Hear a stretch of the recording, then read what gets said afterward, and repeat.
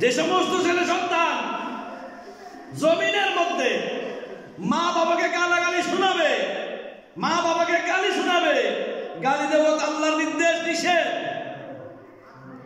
গালি দেওয়া যাবে না, ওই সমস্ত ছেলে সন্তান কিয়ামতের ময়দানে জাহান্নামী হবে। কি হবে?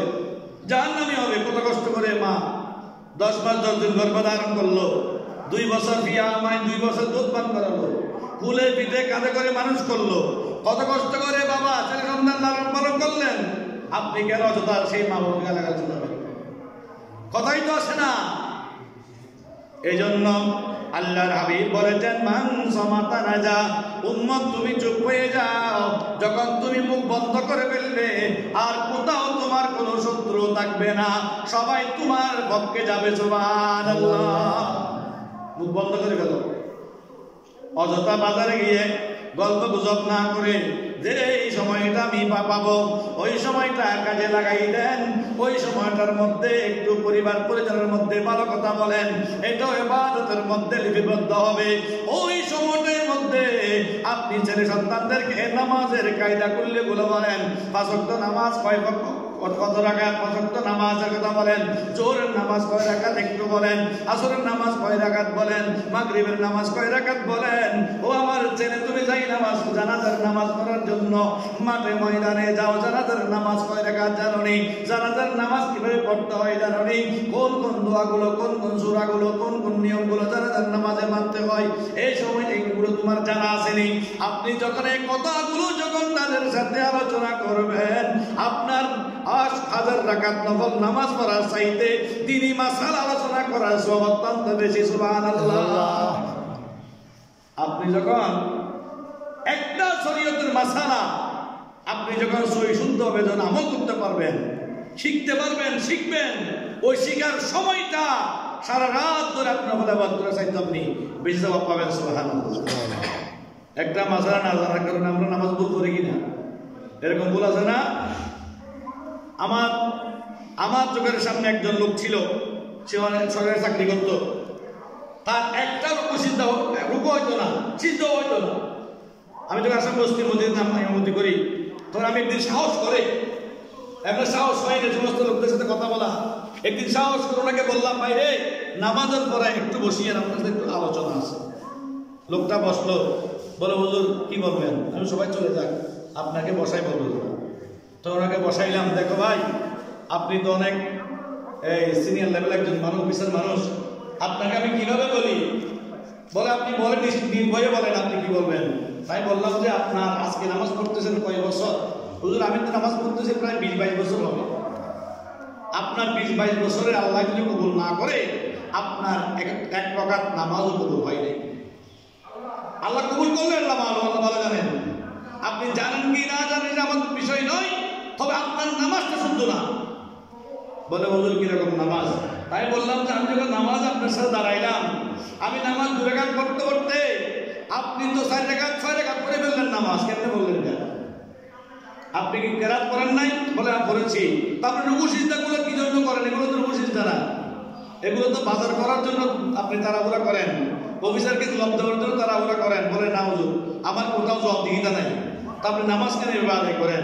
আসেন একটু নামাজ শিখে যান। তিনি বলেন ঠিক আছে, আমি পরে আপনার সাথে আরো বলবো। আমার দায়িত্বটা আমি পালন করে ফেলেছি। ওনাকে বলছি যে রুকু সিজদায় দেরি করা ওয়াজিব। আপনি টুস্ক রুকুতে গেলেন, চট করে উঠে গেলেন, আবার সিজদায় চলে গেলেন। আল্লাহর হাবিব বলেছেন দুনিয়ার জমিনে সবচাইতে যে ব্যক্তি বড় চুল, সে হচ্ছে নামাজ চুল। ঠিক। সাহাবায়ে কেরাম প্রশ্ন করে, ইয়া রাসূলুল্লাহ, নামাজ কিভাবে চুরি করে? আল্লাহর হাবিব বললেন, ওলামা সাহাবায়ে কেরাম, যেই ব্যক্তি নামাজে দাঁড়িয়ে তাড়াহুড়া করে, সঠিক মতো রুকু সিজদা আদায় না করে, ওই ব্যক্তি নামাজ চুরি করে। অতএব নামাজের মধ্যে কোনো তাড়াহুড়া করা যাবে না, নিয়ম মোতাবেক আপনাকে নামাজ আদায় করতে হবে। যেমন নামাজের ওয়াজিব দুটির মধ্যে একটা ওয়াজিব আছে রুকু সিজদায় দেরি করা, রুকু সিজদায় দেরি করা। আরেকটা ওয়াজিব আছে রুকুতে সোজা হয়ে দেরি করা, আরেকটা ওয়াজিব আছে 2 সিজদার মাঝখানে বসে দেরি করা। সুবহানাল্লাহ। এইগুলো যদি আমি করতে না পারি, না বুঝি, শিখতে হবে না। অবশ্যই রুকু সিজদা দেরি করে ওয়াজিব, কিন্তু আমি তো জানি না, আমি জানতাম না, তা আমাকে জানি না বলে কি আমি কি শিখবো না?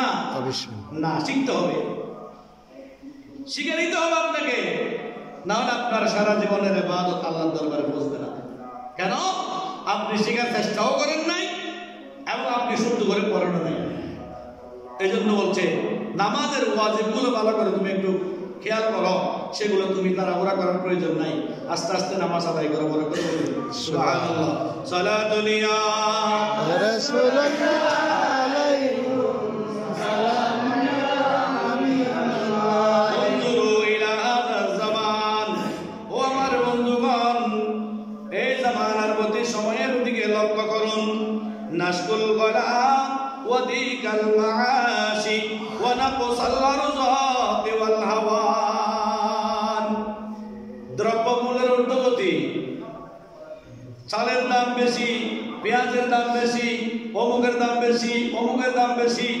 আমরা কে সরকারকে দায়বদ্ধ করি, আমরা কে অমুককে দায়বদ্ধ করি, আমরা কে নেতা মন্ত্রীকে দায়বদ্ধ করি। আল্লাহর হাবিব বলছেন এদেরকে দায়বদ্ধ নয়। এগুলোর একমাত্র কারণ হচ্ছে যে ওয়ালাম নালতাফিত ইলা মা ইয়াসদুরু মিন্না মিনাল ইসাআতি ওয়াল ইসয়ান। এগুলোর এক নম্বর দায়ী হচ্ছেন আপনারা, আপনাদের অপরাধের কারণে, গুনার কারণে, অবাধ্যতার কারণে, অযোগ্যতার কারণে আজকে এই সমস্যাগুলো সমাজের মধ্যে, রাষ্ট্রের মধ্যে সংগঠিত হচ্ছে। বড় করে বলি নাউজুবিল্লাহ। আমি তো ঠিক নাই, আমি তো সিন্ডিকেট করে রেখেছি, এটা কি আমার অপরাধ নয়? আমি তো চাউল লাগবে আমার 10 বস্তা, আমি 50 বস্তা আমি স্টক করে ফেলেছি। যখন চাউলের অভাব পড়তেছে তখন মানুষ আপনার কাছে যাচ্ছে, আপনি 30 টাকার বদৌলতে 40 টাকা নিচ্ছেন প্রতি কেজি চাউল, ঠিক কিনা? তো দায়বদ্ধতা আমার না? এটার জন্য কি আমি অপরাধী নয়? আমি অপরাধী। জন্য আল্লাহর হাবিব বলছেন এটার জন্য তুমিও সমান অপরাধী, তোমার কারণে এগুলো হচ্ছে, তোমার জন্য এগুলো অহরহ হতে যাচ্ছে। تقاطعنا وتدابرنا وتحاسدنا وبغى بعضنا على بعض ظلما وعدوان।